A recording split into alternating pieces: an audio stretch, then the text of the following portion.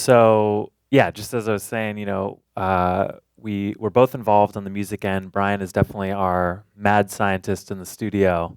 I kind of contribute on sort of a higher level, and then also manage the business side of things. So the division of labor works really well. And if you guys are ever um, working with, production partner, or, in a group, in a band, that kind of thing. I think it's always good to try to find people that have really complementary skills to bring to the table.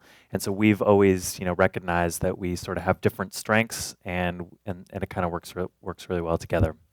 Um, so just in terms of the, sort of how we work, we're a totally independent group. We aren't signed to any labels or anything. We actually set up our own company as an LLC, and decided that we wanted to manage the whole business ourselves, just because it gives us the freedom and the creativity to do what we want to do. And quite honestly, at this point that we're at right now, there's a lot that you can do on your own, and in some ways, there's less and less that a label can do for you. Not to say that, you should be out there doing everything on your own and that you're going to make it to the top without any help. But I think it's about, maintaining as much control as you can for as long as you can, and then strategically sort of outsourcing help where you need it on the marketing end, on the promotion end, et cetera. So one question that we get a lot is, aside from the music stuff, is, how do you guys promote your music? Or, another question we get a lot, people send us an email and say, hey, I've got $3,000, I want to market my album, what should I do? So I'm going to talk sort of just from that angle a little bit about how we've approached things, and sort of this would be my recommendation for someone who's sort of just starting out, maybe putting out a first album, trying to build up their reputation, sort of where I would go.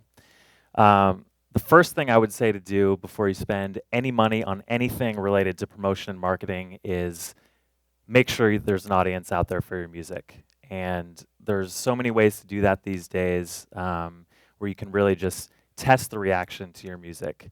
And when I say test the reaction, I mean beyond playing it for your friends, beyond playing it for your family, get feedback, and kind of see what people's reaction is. So, I think Brian and I started working on Trifonic music probably, like 2002, 2003. So we didn't put out Emergence till 2008. But we had kind of been slowly evolving our sound and working on stuff for a long time. A few years before putting out Emergence, sort of I would say the first sort of public unveiling of Trifonic was we had started entering some remix contests on the site CC Mixter. I don't know if you guys have ever seen this, but it was the kind of site where, several years ago they were running a lot of remix contests, and we would go on, and they would have one of them was like a Wired magazine remix contest where they had tracks from like the Beastie Boys and like 10 different groups, and you could use those stems to do a mashup. And they had several other contests.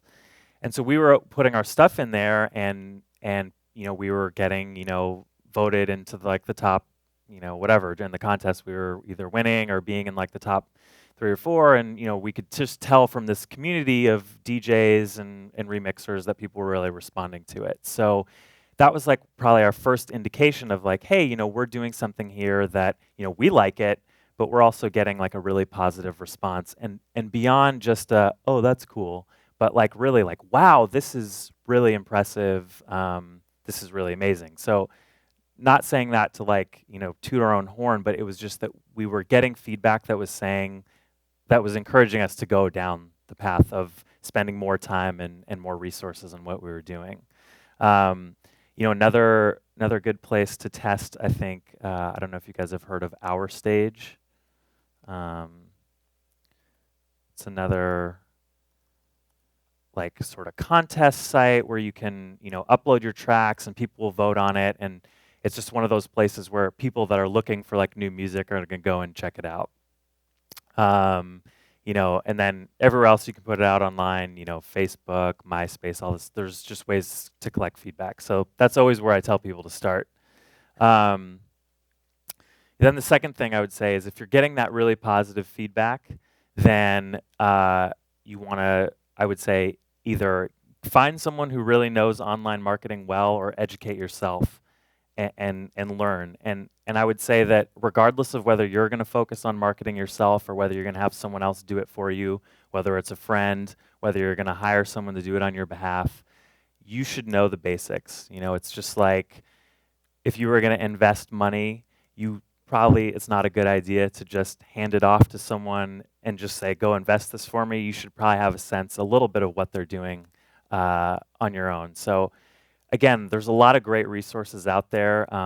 Topspin, I think, is a great place to learn. So I've worked some with Topspin in the past, helping manage some of their marketing campaigns for artists. So that's sort of why I'm familiar with it. And there's a lot of other great resources out there too, but I've just kind of pulled up a couple here. They have this blog where they'll write about, you know, some of the things that they're working on. They'll go through case studies of artists that they work with. So it's just a good resource for kind of just getting your mind around some of the best practices for online marketing. They have this green room community where it's a lot of independent artists and managers and music marketers that are, you know, basically just, you know, posting questions. It's some forums that I think are also, there's just great information there. And they also have this knowledge base where it just, you know, covers like the basics of direct-to-fan marketing, you know, best practices in terms of building a website, in terms of managing email lists, like all this kind of stuff that, you know, at the end of the day really can make a big difference in sort of how, you know, how much your music gets out there. Beyond that, you know, what I've done over the years is just, you know, reading a lot of music blogs, like business blogs, just general like tech blogs, just keeping up to date on what's going on and just experimenting with stuff. You know, I'm probably every new like music startup that I read about or, you know, anything related to like marketing, I'm probably signing up for and testing it, and a lot of it's crap. But, you know, I'm just seeing what's out there, and sometimes you can just get really, you'll get inspired to you know, try new stuff just by kind of poking around and seeing what's out there. So, you know, that's always a good thing to do. And then the third thing I would say, you know, sort of after you've kind of tested your music and after you kind of, you know, feel pretty confident about ways to approach it, is you just want to map out a strategy. There's sort of two key parts to a strategy. One is, you know, you need to have a clear goal in mind, like, you know, what are you trying to get out of promoting your music? Is it you're trying to make as much money as you can? Is it that you want, you know, as many people in the world to be exposed to your music? Maybe it's a specific goal, like you want your music to take you around the world. You want to go on tour. You know, I think for Brian and I, we kind of realized that our personalities and the music that we're making, we weren't necessarily interested in like, you know, being DJs and like going around doing a lot of club shows and that kind of thing. But we were more interested in figuring out a way that we could just do stuff in the studio and ideally not have to spend that much time outside of the studio, but that we could make a living being there. And, you know, we kind of felt like our music lent itself well to, you know, maybe film composing, video game composing, that kind of stuff. So that was kind of the vision that we had for where we wanted to go with it. And so then that helps us decide not only, you know, how we go about kind of marketing the music, but it also, I think it feeds back into the creative aspect. You know, we don't worry about like, oh man, we have to make, you know, a hit club song so that we can go play it in a club. We just kind of keep doing what we do and know that, you know, we can find like a purpose and a time and a place for it. So I think once you sort of have a goal, you know, like I guess the way I think about it is you kind of need to have like your life plan and your business plan, and so your life plan will kind of guide your business plan a little bit. So kind of having your goal and then kind of thinking step by step how you're going to go about and achieve that. So, you know, it's sort of like what technology are you going to use? What steps are you going to take to reach your goal? You know, if your goal is say like, hey, I want to be able to do a 30-city U.S. tour by the end of next year, then, you know, there's some clear steps that you can take for doing that. You know, another question we get, you know, people will say, oh, you know, what are the best strategies that have worked for you in terms of promotion, and what has not worked at all. So, I guess one thing that I think has worked well for us, and one thing that we've just kind of found works for promoting music, and what I would recommend, again, like when people, back to this question of, how would you spend your money if you had a promotion budget, how would you spend it? I really think creating compelling content is the most important thing to do.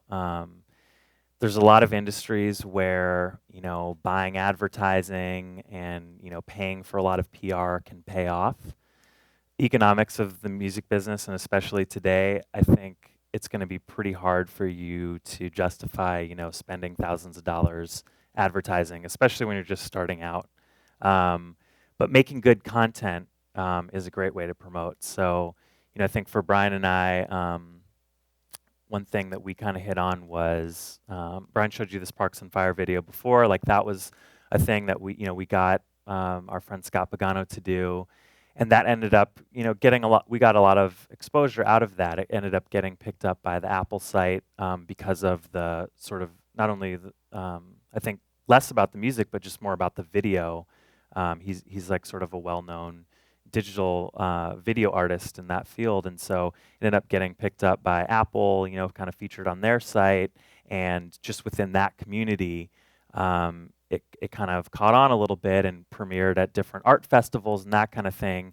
And it was sort of this audience of people that I think also ended up being interested in the kind of music we were doing. So that was like one thing where it was just like, hey, there's this cool piece of content that we were a part of that really helped us promote. Another thing is this Next Step audio blog that we started. That has been just actually really amazing promotion for us in terms of just driving traffic back to our Trifonic site, and you can see that more people are listening to it and downloading our tracks and buying stuff. Yeah. Yeah, it's nextstepaudio.com. Here, I'll pull it up here. So this, we were realizing that we were getting a lot of questions. People were always interested in, hey, how do we make our music? So we just said, hey, we're just going to start a production blog where we just kind of talk about how we do stuff. And so again, like, just doing something that's relatively simple like that has ended up also doing a lot for us. It's, we just record the videos on this laptop here. It's pretty cheap to just set up a blog, and it's the kind of thing where, we've done a couple things on, like Ableton Live or using Logic or just all the stuff that we use. But then those companies end up noticing the videos, and they say, hey, we're going to put this on our site too, or they give a little shout out on their blog. So it kind of works for us. I'll show you guys a funny video that we made for Parks on Fire. This was our sort of mildly successful attempt at doing something kind of viral. But this was our first video before the official one. Let me give you the background on this. So when Brian and I were working on Emergence, we would be up late, and we would turn on the TV, and for some reason we would always be flipping through, and we'd catch PBS, and they would always have these like concert series on, like whatever, these classical concerts, and we'd always be laughing at the footage. I mean, because these guys were getting so intense, like the conductors and the whatever, the soloists were so intense, and but it was just kind of cheesy. And then we were saying, hey, this would be cool to kind of like put it to our music. So Diamond Center Paul released this video that we kind of just actually had spliced up some of the footage that we just found on YouTube, and we thought it was pretty funny. It's actually the reaction to it was pretty funny. If you ever look at this on YouTube, you can kind of see some of these comments, and a lot of people actually didn't understand that this was a joke, or they were very offended that somebody took like this great music and put it to this thing that wasn't real. And so it's actually pretty funny. But I'll just show you guys a little bit about this.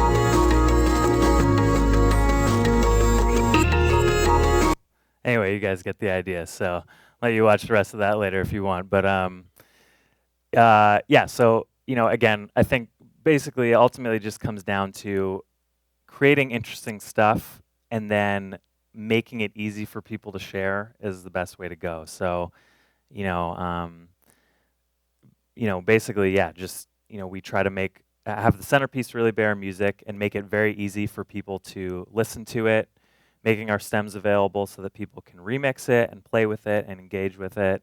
Um, Making it easy for people like on our website. It's funny, like you actually go to so many websites, like especially from artists, and there's like an intro page, and you got to kind of hunt around and try to figure out where can I actually hear the music. I think just making it very easy for people to find stuff. So like, this is our home page. It's just there's the video. Click on to listen to more music, and if you want to get it, and if you want to download something for free, then it's just all right there. So just make it easy for people to find it and stream it and share it.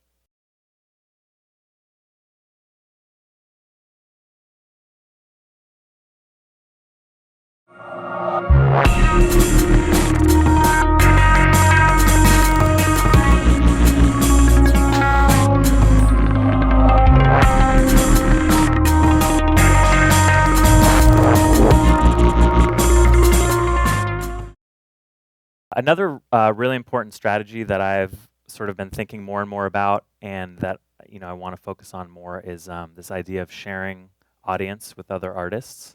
I think a lot about this model, like the co-op record label model, where you have sort of a collective of artists that all kind of co-own the label, but they're kind of sharing resources. They're sharing marketing resources, they're sharing knowledge, and also they're sharing audience. It's really hard just on your own to go build up a big fan base. Building up a fan base requires a lot of time anyway, and I think Brian and I have found that it's hard to force it. It just takes time to do. And I think any successful artist would tell you that it took them years and years and years to sort of build up the audience and the momentum to get to a point where they were like, oh hey, everybody knows about us. So like really working with other artists to do that is something that I think is really interesting.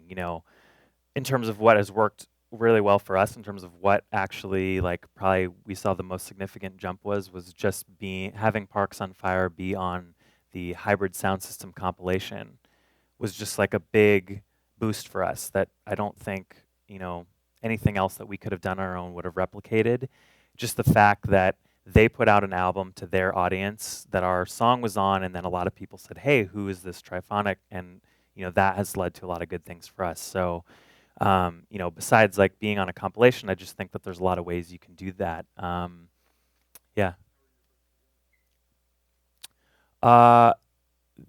So actually, we got contacted by them about it, about having that song. So sorry, the question was how Parks on Fire ended up on the Hybrid Sound System compilation. So basically what had happened is we had been just sending the track out in its almost final version to friends, DJs and producers and that kind of thing that we knew. It actually ended up being like a friend of a friend who had a copy of it, who then Hybrid was in their studio and then heard it and said, hey, what is this? And then it kind of started from there. So again, just like another reason to just get your music out there and be sharing constantly with people, because you never know whose hands it's going to end up and whose ears it's going to touch. But yeah, just in terms of like taking advantage of other artists who have an audience that you can overlap with. So one example from Topspin that I thought was really interesting. So there was this rock band called Fanfarlo. I don't know if you guys have heard of them, but they're sort of relatively new group. And I was helping work on managing their release and sort of coming up with some marketing strategies around that. It ended up that they, through a series of connections, had a link in to Sigaros. And Sigaros, kind of ended up liking the music, and so they were able to work it out that Sigaros sent an email out to their list of saying like, hey, there's this new group, Fanfarlo. by the way, they're doing this promotion right now where they're giving the album away for, or they're selling it for $1 for like a month. So this combination of having like a really good offer, but then obviously like you're going out to the Sigur Rós emailing list with their endorsement, like that was a huge, huge bump for them. And what was interesting about looking at that campaign is a lot of the things, and I think Brian and I have seen this in our own experience too, a lot of the exposure that you would imagine would lead to a lot of, new fans and a lot of purchases actually doesn't move the needle much, and then relative to just, seeing something like Sigur Rós say, hey, you should check out this band, just their credibility with their audience, the response rate that you see to something like that is just so much more than, if like NPR, features your album and writes it up. Like I would have thought like that would be amazing, or you see you see these albums and artists written up on like big blogs and publications. But I was actually surprised just in seeing some of the top spin data and some of the artists that I was involved with, of just seeing like how how few purchases that kind of stuff actually leads to in today's world. So I really believe that word of mouth, having recommendations come from trusted sources is really the most important thing to do, and that just really comes from, again, I think building great content and building those relationships with folks. So it's I think again, like with Brian and I, as we kind of think ahead, we kind of think about how can we get a little bit more connected with other artists that we admire, that that we're in touch with and that we have a relationship with, but just in terms of marketing, like sort of doing more stuff together. So like Next Step Audio, we've been slowly trying to get other artists involved in doing that, so that it's not just about like, oh, this is where Trifonic has our videos, but try to get some other folks involved. So I really like this idea of building like a shared audience, and I think that's one of the best things. Yeah, so the question was about where we get most of our licensing opportunities. So some of it we do directly. So again, just by getting our music out there and building up our artist sort of reputation, I guess, like we've been approached for some things, like our CSI licensing has all come from, the music supervisor for CSI saw one of our remixes on the CC Mixter site, got in touch with us, asked us about other music, and we ended up sort of developing a relationship from there. So again, just like being out there, and that worked. Then we work with a couple other companies. We've worked with Rumblefish in the past, Getty Images as well. Or it used to be called Pump Audio. So these sites where they'll just you just sign a contract that says you can, on my behalf, non-exclusively license stuff to TV shows, etc. For a few reasons we've stopped working with some of those companies, but I think it's a really good way to just get out there. Yeah. So I had a question online. What are the most profitable endeavors versus the most enjoyable ones? And examples of this were like teaching, selling CDs, MP3s, licensing. Yeah. Definitely the most profitable is licensing, and that is enjoyable in in one sense. It's also nice to get paid for something that you've already done and doesn't require that much more work, other than like negotiating with the person at CBS and signing a contract. So that's nice. In terms of enjoyment, I think we're probably happiest just making music in the studio. Also doing stuff like this, just like teaching and kind of sharing the knowledge, and we're really having fun with this Next Step Audio blog and just doing that kind of stuff. I think down the road there's definitely potential for that kind of stuff to be like more lucrative in terms of earning money, but that's definitely enjoyable. So I guess just the flip side, just back to sort of one of the things I was talking about, just this, we get this question of what have been the most effective strategies for sort of getting the name out. We also get the question, what didn't work at all. I think blog outreach was something that we spent a lot of time trying to do when we first released Emergence, and that I would say for the amount of time that it took to try to like hound down these bloggers that we thought were like really influential and whatever. Like it just it takes too much time and they don't care, and I don't think that that paid off at all. Um, One thing that I think is sort of in the middle ground that we've experimented a little bit with is like online radio. So like Last FM, I don't know if you guys are familiar with that, but they have these campaigns where you can buy like a certain number of plays for relatively cheap. You know, you can, I don't know, it's like $20 and they'll like play your song to like 100 different people or, you know, whatever. There's these different packages.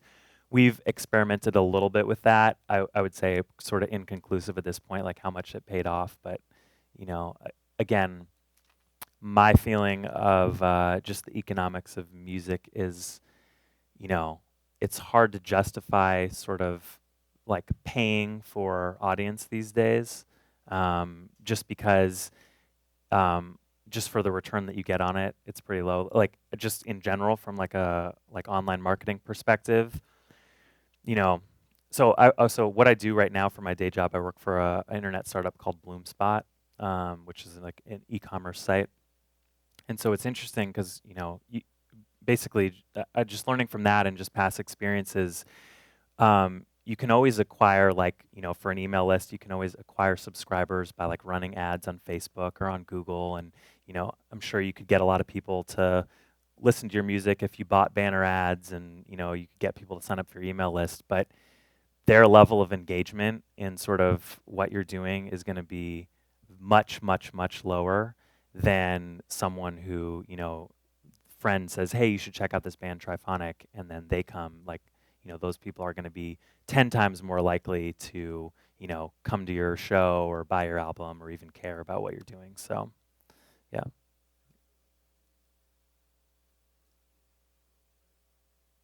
So, yeah. So the question is how we go about sort of measuring our engagement on our website. So we use Google Analytics, which, you know, is pretty common, and we're also on Topspin, and so there's we use that to manage our email list, and that is actually also a really great opportunity to track stuff. So, yeah, yeah. What takes up the most of your time from a kind of promotion or marketing perspective that maybe you know, if the price was right or that, you know, the service provider was right, you would kind of offload onto them and streamline your kind of setup? Yeah. So the question was, what takes up most of our time in terms of promotion? You know, it's a good question. I think, you know, because of the approach that we're taking, you know, probably stuff like doing this production blog probably takes up like a lot of time. You know, and just little, you know, stuff of just like maintaining a website and maintaining your social networking profiles and all that stuff can take time. So, you know, I guess probably if we were going to spend more money on that, it would probably just, you know, be having like an intern or an assistant or someone just to help manage that, or like, you know, we record a video and someone else can kind of edit it and get it ready to put up on the website. So I think just more administrative stuff like that at this point. Yeah. Well, we've kind of hit our time limit of 6, but if you guys have any other questions, I'm happy to kind of answer a few more. Yeah. No, we actually had a graphic design firm do that. Yeah.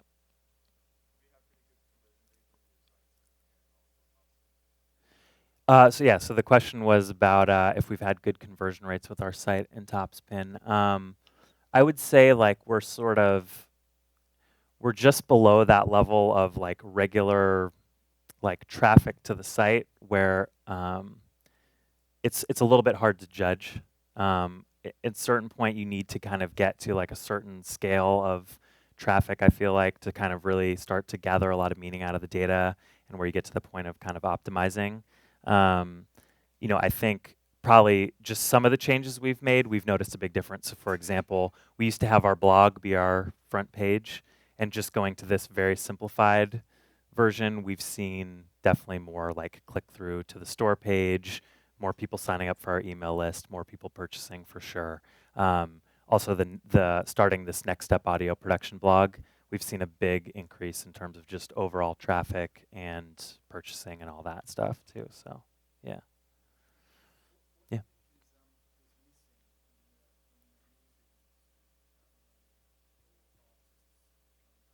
Yeah. So the question was, what do we think is missing in the music industry for artists coming up?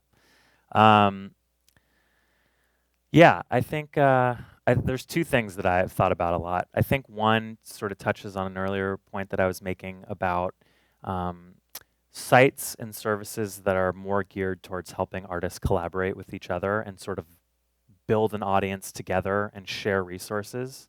Um, Everything right now is so focused on promoting yourself. You know, having your MySpace page, having your Facebook page, and all this stuff, and it's great. But I feel like the next step is going to be, you know, like sites that focus on helping artists connect with each other. There's a few things here and there that I've seen that I think are starting to go in that direction, which I think are exciting. But that's one thing. The second thing I've also think about is just in terms of booking live music.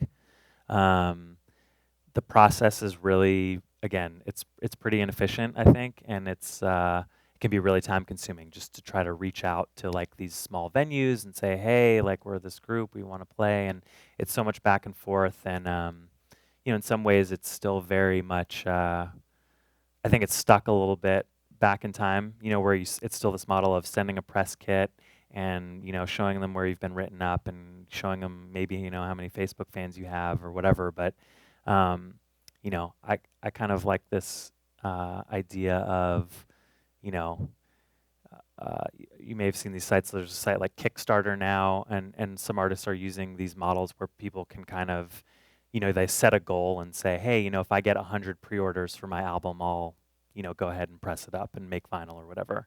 Um, so I'd kind of like to see something like that for for live music too, where it says, hey, you know, we'll play a show if 50 people will buy a ticket, you know, and I don't know, just kind of flipping the model around. Anyway, yeah. Sorry. Yes. Yes. The question was if we've played with Eventful at all, and I do like I like that idea a lot. Yeah. Yeah. So I was wondering what outlets of getting the word of mouth marketing going has been the best.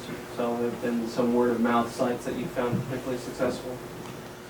Yeah. I think yeah, I mean I think probably, you know, CC Mixter was probably one of the biggest ones for us, again, just because we were kind of involved in that community for a period of time. Um, so, and it was like, again, these people that were looking for, you know, good music to remix and kind of play with. So that was sort of a good place for us to go.